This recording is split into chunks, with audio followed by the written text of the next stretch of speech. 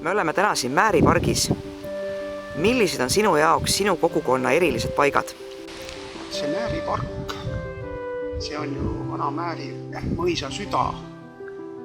Ja igas kogukonnas või igas külas peakski olema selline süda, kus käiakse koos ja räägitakse ja võetakse vastu ühiseid otsuseid.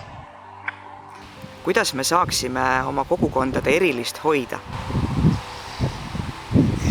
Eks meid eriliseks siin Eestis teeb meid ümbritseb loodus, meie mõtteviis ja looduse üldse selline tasakaalus hoidmine ja looduse enda hoidmine, sest ega ilma selleta eestlane ei olegi nagu eestlane.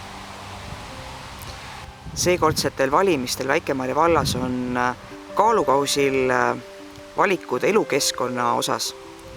Mida soovitada inimesele, kes ei tea veel, kuhu tema kaalukaus vajub? Tähendab, mina soovitaksin käia lähemal siin Ida-Virumaal nende tuulikute all, vaadata ringi, mis seal toimub ja kuidas see keskkond seal toimib. Ja siis tulla kas või meile siia mööda metsi käia ringi ja jätta siis meelde kõik see, millest me võime ilma jääda.